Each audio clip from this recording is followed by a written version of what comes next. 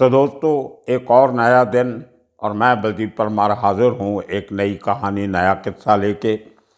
और आज का किस्सा मैं आप सुनाऊंगा उस मुंबई पुलिस के उस कांस्टेबल का जिसने कुछ ऐसे हैरत अंगेज कारनामे किए जो मुंबई पुलिस की हिस्ट्री में शायद पहली बार और आखिरी बार हुए होंगे। ये वो शख्स है जिसने मुंबई में पहली बार पुलिस कांस्टेबल्स की स्ट्राइक करवाई और इतने बड़े लेवल पर स्ट्राइक हुई कि बहुत बड़े राइट्स हुए, मारामारी हुई, लूटमार हुई। और उसके बाद ये शख्स ने राजभवन, जो महाराष्ट्र का है समुद्र के किनारे पे, वहाँ पे ऑर्गेनाइज वे से स्मगलिंग के रैकेट चलाए। उसके बाद पॉलिटिकल पार्टी ज्वाइन किया, एमएलए की इलेक्शन लड़ा, भले हार गया। और उसके बाद अपने ही एक बेटे पे गोली चला के मार दिया। वो शख्स का नाम है केशव राव भोसले। ये मुंबई पुलिस का एक कांस्टेबल हुआ करता था। 1980s में इस आदमी ने बाकी साथियों के साथ मिलके एक मुंबई पुलिस कांस्टेबल या मुंबई पुलिस वेलफेयर एसोसिएशन बनाई, क्योंकि यूनियन बनाने की लीगल तौर पे कोई परमिशन नहीं थी। तो उस यूनियन के थ्रू इस आदमी ने कुछ डिमांड्स रखी महाराष्ट्र सरकार के पास कि हमारे पुलिस वालों का इतना पे स्केल होना चाहिए, साल में इतनी छुट्टियां मिलनी चाहिए, इतना उनका डेली अलाउंस होना चाहिए, यूनिफॉर्म का अलाउंस होना चाहिए, लंच मनी मिलनी चाहिए, जिसको हम लोग खाने पीने का अलाउंस कहते हैं। और इस किस्म की कोई 31-32 डिमांड्स का एक चार्टर बनाया और सरकार के साथ बातचीत शुरू की। तो वो इतने बड़े लेवल पे इसने मुंबई पुलिस के कांस्टेबल्स को ऑर्गेनाइज किया कि एक बार सरकार भी हिल गई। और जब बातचीत से कोई नतीजा सामने नहीं निकला तो 1982 में इस शख्स ने अपने साथियों के साथ एक इनडेफिनिट स्ट्राइक जो थी पुलिस वालों की, उसका कॉल दे दिया। अब मुंबई में अगर पुलिस स्ट्राइक पे जाती है कांस्टेबल, जो उस ज़माने में कोई 25-26 हज़ार शायद कांस्टेबली थी, 2-1 हज़ार ऑफिसर थे और 30 हज़ार की नफरी मुंबई पुलिस की उस समय पे समझी जाती थी। और जो ज़्यादा लोग थे पुलिस के उस ज़माने में, हमारा एक नायगांव पुलिस हेडक्वार्टर्स है, जहाँ पे बहुत सारे constables, head constables, sub inspector के रैंक के नीचे, एएसआई के रैंक के नीचे के, असिस्टेंट सब इंस्पेक्टर के नीचे वाले लोग, जिनके कंधों पे स्टार नहीं होता है, वो लोग नायगांव में बहुत रहते थे। उसी तरह वर्ली में पुलिस क्वार्टर्स थे, उसी तरह दादर में काफ़ी पुलिस वाले रहते थे। दादर, परेल, नायगांव, लालबाग, वर्ली, ये इलाके थे जहां मुंबई पुलिस के ज़्यादातर कांस्टेबल और हेड कांस्टेबल रहा करते थे। और ज़्यादा पुलिस स्टेशन भी इसी इलाके में थे और बड़ा सेंसिटिव एरिया गिना जाता था। शिवसेना का हेडक्वार्टर था, फैक्ट्रीज थी, मिल्स थी और रेलवे की वर्कशॉप थी बड़ी बड़ी। तो काफ़ी सेंसिटिव एरिया गिना जाता था जिस इलाके में पुलिस वाले ज़्यादा रहते थे, और उन्होंने स्ट्राइक का नोटिस दे दिया। बहुत बातचीत होने के बाद भी जब उनका लीडर केशव राव भोसले, ये खेड़ का रहने वाला था, रत्नागिरी डिस्ट्रिक्ट का, कोंकण एरिया का, वही एरिया जिस एरिया से अहमद AR अंतुल्ले, दाऊद इब्राहिम और बहुत से लोग उस एरिया से निकल के आए, कोंकण एरिया से। नारायण राणे वहाँ के चीफ मिनिस्टर रहे हैं, वो भी उस एरिया के थे। खैर, तो ये केशव राव भोसले ने जब स्ट्राइक वापस लेने से इनकार किया तो 2 दिन पहले इसको और इसके साथियों को नेशनल सिक्योरिटी एक्ट के नीचे डिटेन कर दिया गया। और जैसे ही ये खबर पहुंची कांस्टेबल्स के पास कि उनके कुछ लीडर्स को नेशनल सिक्योरिटी एक्ट में डिटेन किया गया है और काफ़ी सारे और लीडर्स को प्रिवेंटिव अरेस्ट जो होती है 107-51 धारा के नीचे, उसके नीचे डिटेन किया गया है, तो एक स्पॉन्टेनियस रिएक्शन हुआ कांस्टेबलरी का, सिपाहियों का। और उन्होंने एक दिन पहले से ही अपनी वो स्ट्राइक का जो था वो ऐलान कर दिया और बड़े लेवल पे लूटमार शुरू हुई मुंबई के इन इलाकों में। बड़े बड़े जो शोरूम थे वो लूट लिए गए और इतनी मतलब बड़े लेवल पे अनरेस्ट हुआ, लोगों को चाकू मारे गए, तलवारें मारी गई, बहुत बड़े लेवल पे वायलेंस हुई, जिसको 1982 के रॉयट्स भी कहते हैं। तो उसमें इतनी सिचुएशन बिगड़ी कि महाराष्ट्र सरकार को और मुंबई पुलिस कमिश्नर को उस समय में आर्मी की हेल्प लेनी पड़ी। 11 पुलिस स्टेशन मुंबई के आर्मी के सुपुर्द कर दिए गए। सब हथियार जो थे पुलिस के आर्मी ने अपने कब्जे में ले लिए और पुलिस स्टेशन में आर्मी के लोग बैठ के कंट्रोल करने लगे। तो इतनी बड़ी सिचुएशन जो हुई, उस सब का मेन जो किरदार था, सबसे बड़ा जो सूत्रधार था, वो था ये कांस्टेबल केशवराव भोसले। और देखिए कि उसके बाद जब स्ट्राइक खत्म हुई, कंट्रोल कर लिया गया, जूलियो रोबेरो को थाना से ला के मुंबई का पुलिस कमिश्नर बना दिया गया, तो काफ़ी दिनों के बाद सिचुएशन जब नॉर्मल हुई तो इस आदमी को डिटेंशन से इसने अपील किया, छूट के आया।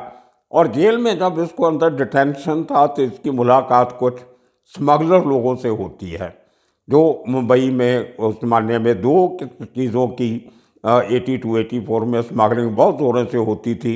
वो थे एक बॉल बीयरिंग्स और दूसरा घड़ियाँ, कॉस्टली रिस्ट वॉचेस। तो इसका कांटेक्ट कुछ स्मगलर से हुआ, जो एक गुणवंत राय सेठ करके एक बहुत बड़ा बॉल बीयरिंग का स्मगलर हुआ करता था।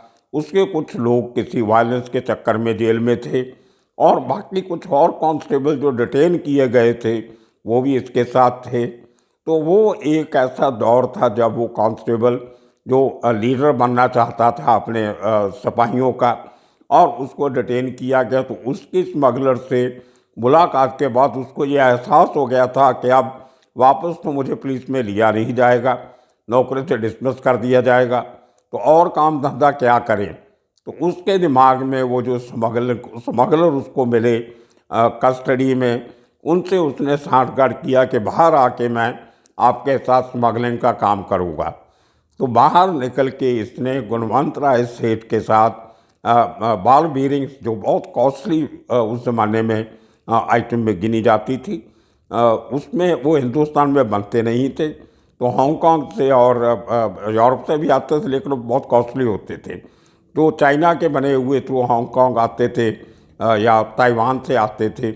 उनकी बहुत बड़ी डिमांड थी, क्योंकि जो मूवमेंट होती है मशीनरी की, उसके नीचे जो व्हील्स लगते हैं, उसमें बॉल बीयरिंग्स का बहुत बड़ा अहम रोल होता है। तो उनके में पैसा बहुत था, जो मार्जिन ऑफ प्रॉफिट था वो 300% से भी ज़्यादा था। मतलब 100 रुपये का अगर बॉल बीयरिंग है तो उसकी 400 रुपया कीमत मिल जाती थी। तो इतने बड़े प्रॉफिट से इसको लगा कि धंधा बहुत चलेगा। अब जो बॉल बीयरिंग्स का जो लाना मुंबई में, जो ट्रेडिशनल रूट से, उनके ऊपर कस्टम ने और M&P ने, मेरिन एंड प्रिवेंटिव विंग ने काफ़ी सख्ती कर रखी थी। और इसके साथ क्योंकि सिम्पथी थी, जब छूट के आया 84 में, कांस्टेबल की सिम्पथी थी कि हमारा लीडर था, हमने हमारे कहने पे इसने स्ट्राइक किया, इसको नौकरी से निकाला गया, तभी सस्पेंडेड था, बाद में डिसमिस हुआ, तो इसकी नौकरी गई। तो इसका एक सिम्पथी वेव जो थी कांस्टेबल्स में वो थी। और दूसरा, ये एक तरीके से हीरो बना हुआ था कांस्टेबल्स का। लोग इसको आस से देखते थे, इसको बड़ा हैरानी से देखना, इसकी बात मानते थे कि बहुत बड़ा आदमी है, इतना बड़ा रिस्क इसने लिया, सरकार को चैलेंज किया। तो उसका फ़ायदा उठाते हुए इसने 2 कांस्टेबल इसके साथ ऐसे थे जो प्रिवेंटिव डिटेंशन में थे, और उनको बाद में उनकी ड्यूटी थी जो वो राजभवन की सिक्योरिटी में लगाई गई। और जो मुंबई का, जो महाराष्ट्र का राजभवन है, वो वालकेश्वर इलाके में, जो वहाँ मालाबार हिल का इलाका भी कह देते हैं, तो बिल्कुल समुंदर के किनारे पे है।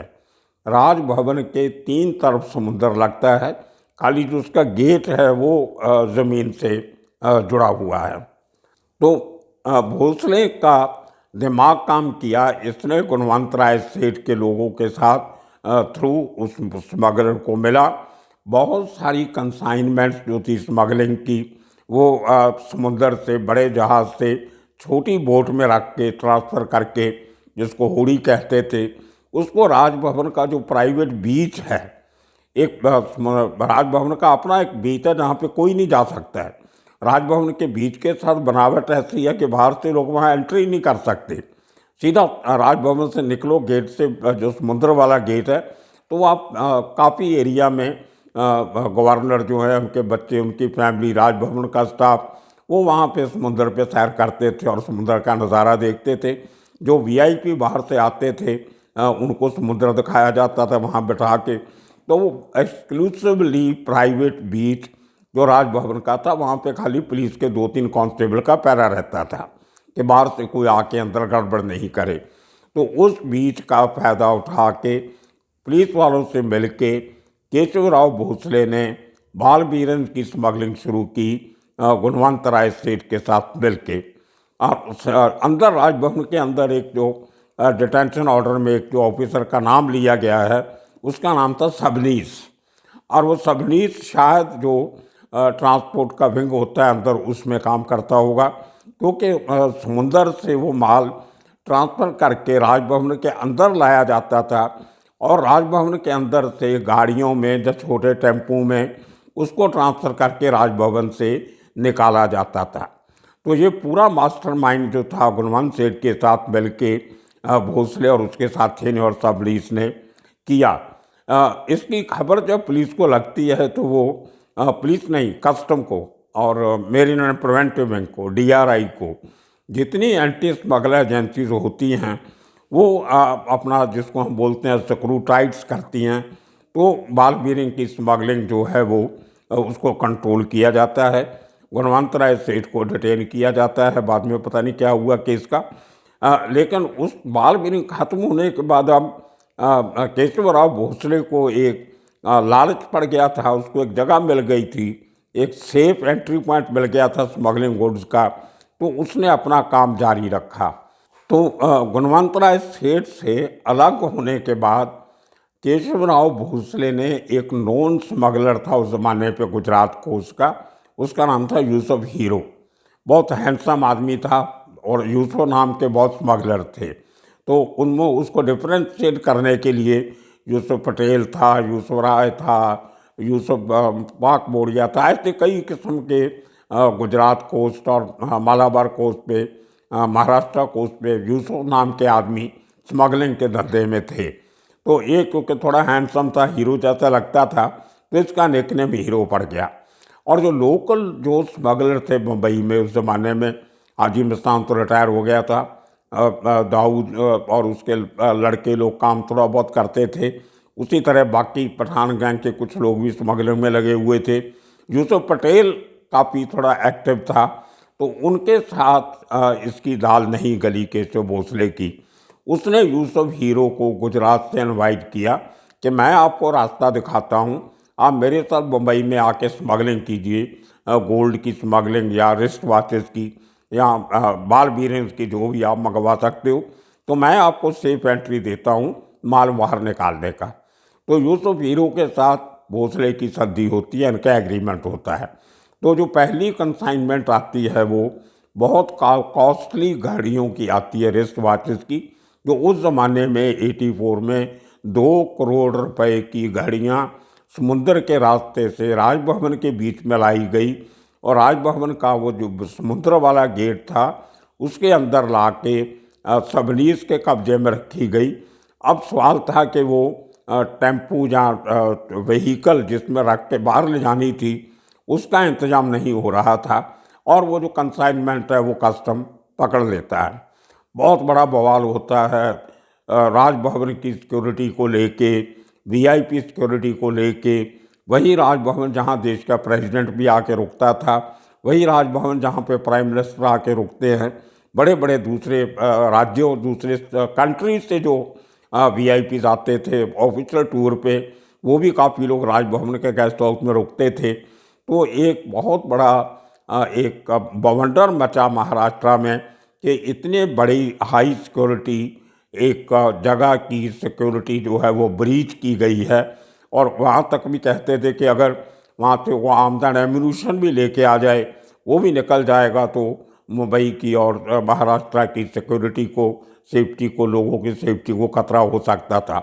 और ये भी कोई शक नहीं है कि शायद कुछ इस किस्म की आर्म्स की स्मगलिंग भी उस ज़माने में हुई हो, क्योंकि वो थोड़ा कम्युनल टेंशन का दौर था। 82 के जो हिंदी मुस्लिम राइट्स हुए थे, 84 में हुए, उसमें कहीं ना कहीं कुछ हथियार आए होंगे, पुलिस मुझे भी शक है।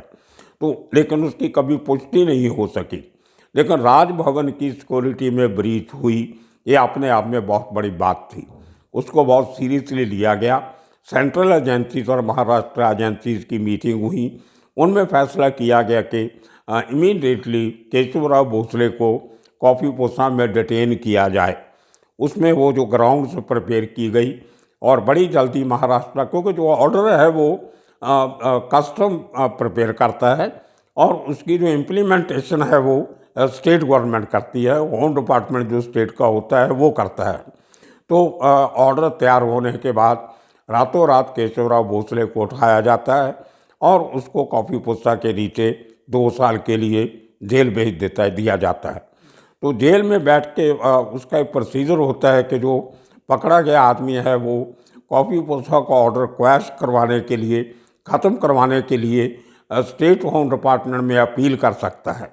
तो केशव भोसले ने होम डिपार्टमेंट में अपील किया। महाराष्ट्र गवर्नमेंट के होम डिपार्टमेंट ने, होम सेक्रेटरी ने उस अपील को खारिज कर दिया।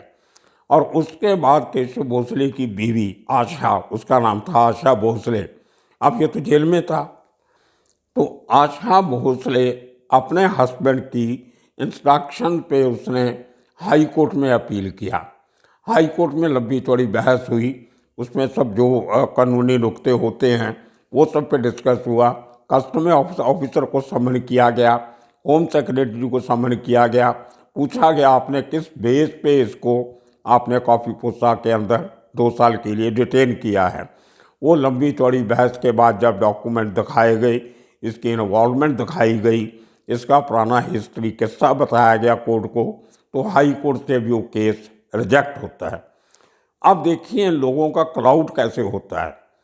अब हाई कोर्ट के बाद सुप्रीम कोर्ट में अपील कर रही है 2 साल की जो डिटेंशन है उसको तोड़ने के लिए।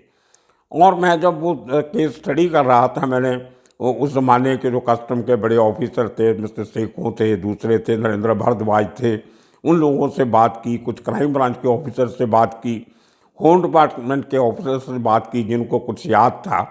तो उन्होंने बताया कि उसी टाइम पे, उन्हीं दिनों में जो एक मुंबई की क्राइम ब्रांच एक जो नोटेड क्रिमिनल्स की एक लिस्ट बनाया करती थी, उसमें जो टॉप 10 के गुंडे मवाली जिनके ऊपर निगाह रखनी होती हैं, जिनको हिस्ट्री चीटर्स बोलते हैं, उनकी लिस्ट बना करती थी। और वो जो टॉप 10 के जो हिस्ट्री चीटर हुआ करते थे, उनमें तीसरे नंबर पे नाम केशव भोसले का था। तो इसकी ये सब एक्टिविटीज़ पुरानी और वो स्मगलिंग केस की पूरी वारदात जब कस्टम्स ने हाई कोर्ट में रखी तो खारिज हुई, तो सुप्रीम कोर्ट में केस गया। और केशव भोसले की वाइफ ने, आशा भोसले ने, उस समय के हिंदुस्तान के सबसे बड़े वकील, ऐसे केस लड़ने वाले राम जेठमलानी को हायर किया। उस ज़माने में राम जेठमलानी शायद 1 लाख रुपया एक हीयरिंग का लिया करते थे, और उनके साथ उनकी बेटी रानी जेठमलानी, वो उनके साथ वकील। और तीसरे एक मधुसूदनन करके एक वकील थी लेडी, बहुत बड़ी, वो इनके साथ। तो 3 ए ग्रेड वकील, बहुत बड़े वकील जो बहुत महंगे थे, उनको आशा भोसले ने हायर किया। सुप्रीम कोर्ट में अपील की, बहुत लंबी चौड़ी बहस हुई, लेकिन अल्टीमेटली राम जेठमलानी जैसे बड़े वकील भी केशव भोसले को नहीं छुड़ा सके। और वो काफ़ी दिनों की बहस के बाद सुप्रीम कोर्ट ने फैसला केशव भोसले के खिलाफ सुनाया और उसकी डिटेंशन थी जो वो जारी रही। तो ये एक किस्सा था कि कैसे एक कांस्टेबल अपने साथियों का लीडर बनता है, स्ट्राइक करवाता है, डिटेन होता है, जेल में स्मगलरों के साथ मिलता है, स्मगलिंग करता है और राजभवन जैसी जगह से स्मगलिंग का अड्डा बनाता है। वो शख्स डिटेन होता है, लेकिन सुप्रीम कोर्ट भी उसको छुड़ा नहीं सकता। अब आने वाले कल के एपिसोड में आपको बताएंगे कि वो केशव भोसले हाई कोर्ट में डिटेंशन के बाद छूटने के बाद कैसे नेता बनता है, कैसे इलेक्शन लड़ता है और कैसे एक दिन घर के झगड़े में अपने ही बेटे को गोली मार देता है। उसके बाद में क्या हुआ, कैसे हुआ और वो कहाँ तक पहुँचा केस, ये पूरा किस्सा आपको कल सुनाएंगे। तब तक के लिए आप सबका शुक्रिया, धन्यवाद।